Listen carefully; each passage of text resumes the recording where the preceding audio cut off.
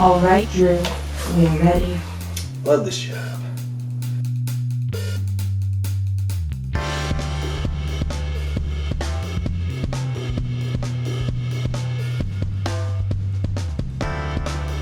Hey, what's up guys? Name is Drew, otherwise known as Ace of Octagons, and this is the Toonami tier list, where we rank all the shows that came from the childhood and beyond that were on the groundbreaking show Toonami.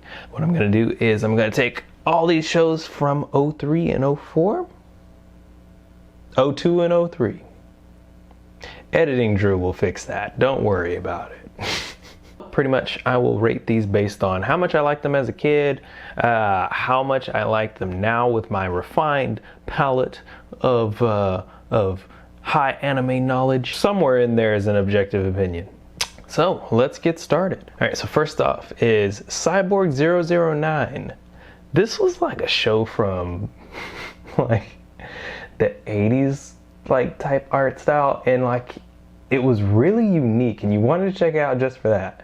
For me though, it like didn't really ever stand out between anything else that was coming out. So the basic premise on this one is people, 9 people are abducted and turned into cyborgs, and they need to figure out why and who did it. They all have superpowers. The only one I remember was the main one that got like all the screen time. Like he was the Green Ranger type deal, where it was like all the other ones are great. Some people like them, but the Green Ranger is like, you know.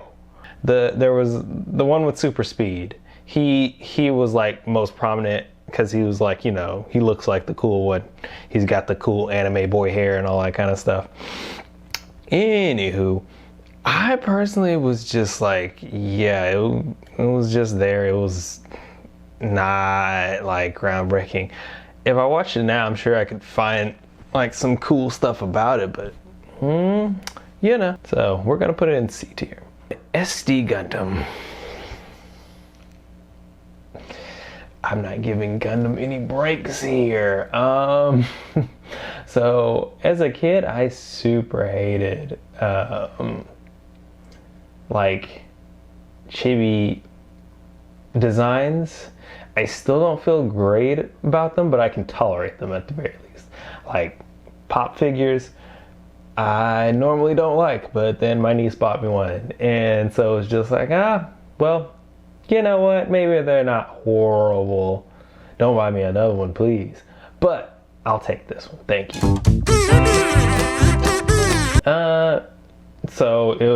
So me as a kid, I hated this show. Like I kind of just tried to watch it just because it was like, well, here's the Gundam now. Like there was the other one where it was like, hey, well, maybe something cool happened.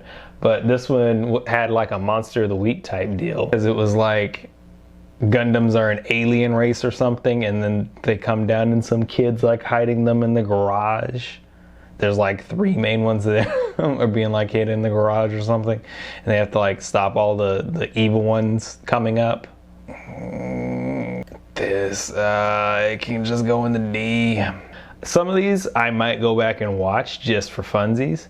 This is one of those where I can't be bothered. Samurai X or Rurouni Kenshin. Premise: Kenshin Imura is a samurai in the cannot remember what period. I want to say Edo, but like everything's set in Edo, so maybe it's just set in Edo because everything's set in Edo.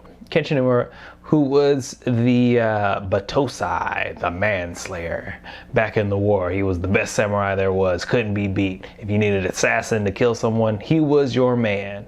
And so then after that, he was like, we don't want more war. So then he laid down his sword and he wandered the earth, trying to figure out what his self-worth is now, with a lot of fleshed out characters, great storytelling.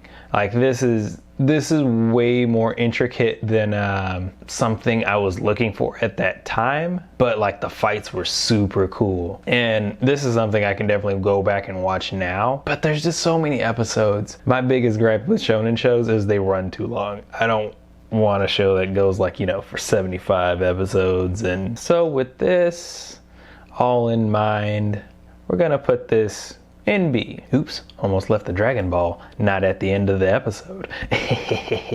Star Wars The Clone Wars. but 2004. A tier.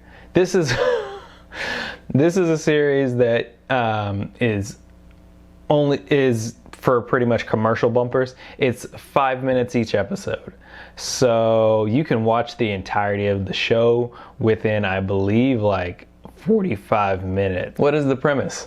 It's Star Wars. Have you ever tried to explain Star Wars to someone? How would you explain Star Wars to someone? That's so interesting. Oh my gosh, I haven't thought about that before, you know? Star Wars is one of those things where it's like, it's way too complicated to just be like, well, here you go. Like, anyways, animation on this is what like is the standout, because like all the stories like fit into 5 minutes, so they're just like kind of quick skirmishes in a war thing. Yeah, it can get an A rate because it's short, sweet, to the point. G Gundam. This is a very divisive Gundam series because it's so different from the other ones in a way that like isn't just flat out cartoonish and insulting like SD Gundam. This one takes out a majority of the space politics, which makes it easier to digest for a kid automatically. And you know what?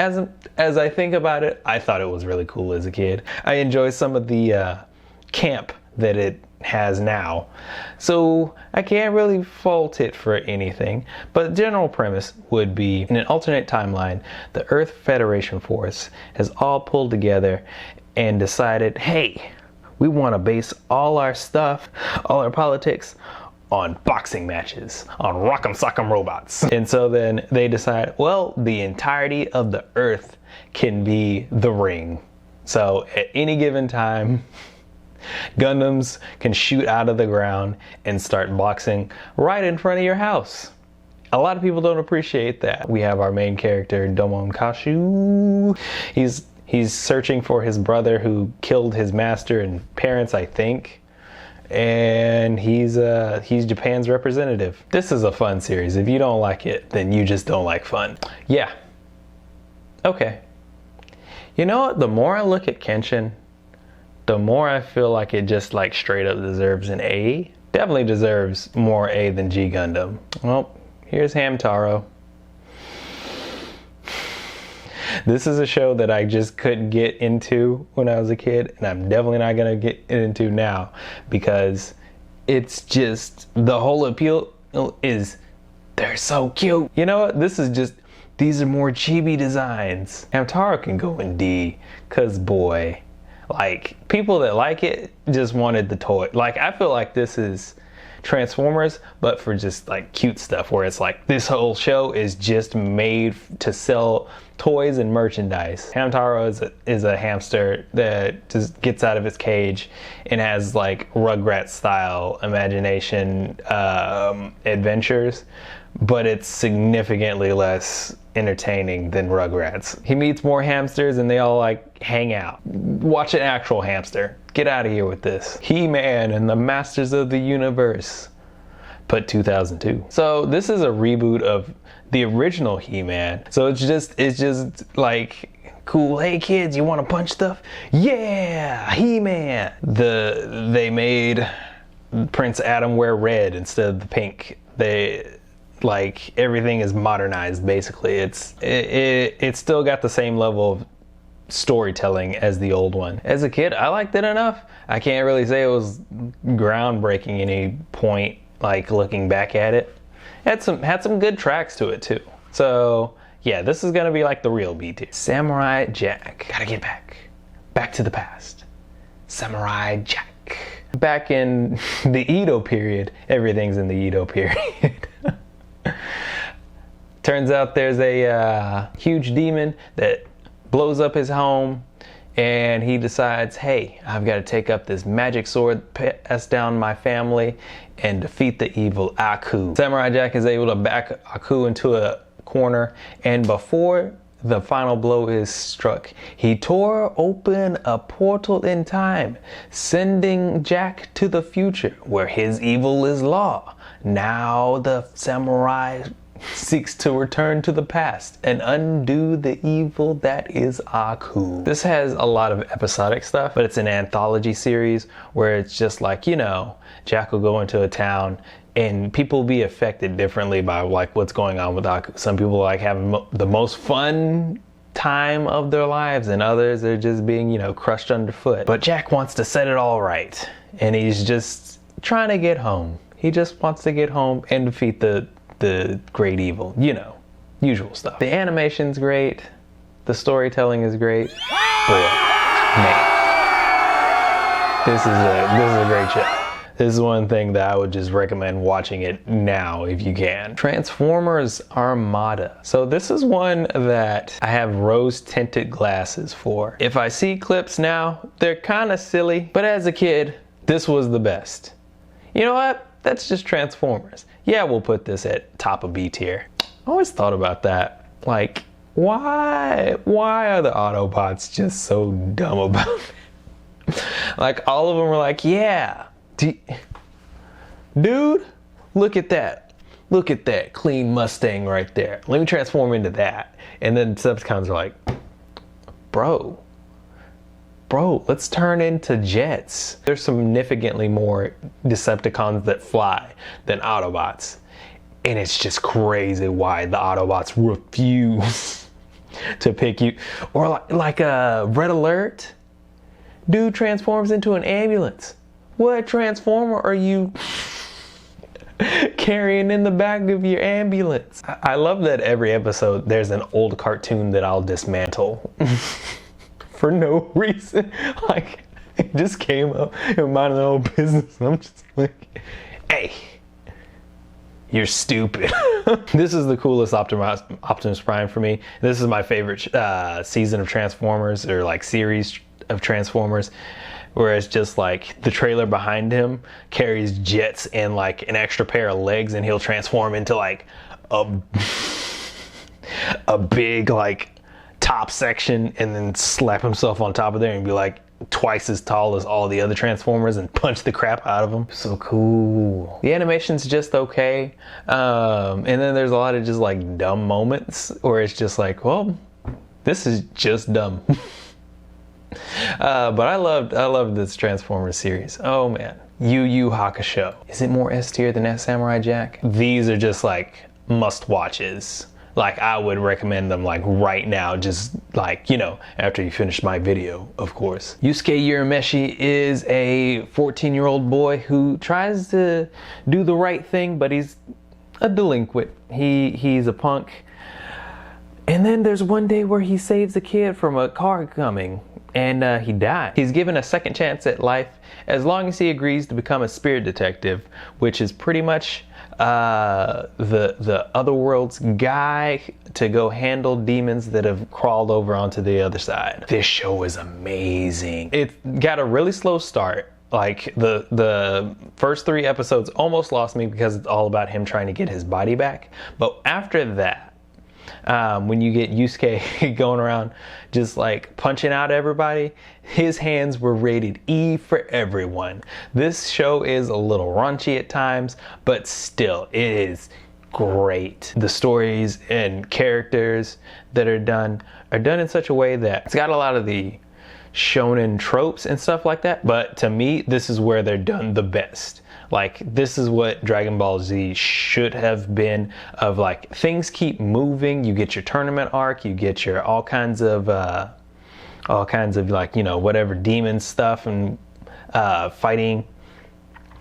But through it all, like, the characters are very fleshed out. They have personalities, they change, they see things differently. And you get a lot of that throughout the show. And there's a lot of times where it's just like chill, and it's okay because you get to explore these characters that you love so much. And then when they get back to the fighting, like, they've always got some new moves to try out, and it's always just exciting. You don't always know how stuff is gonna go down.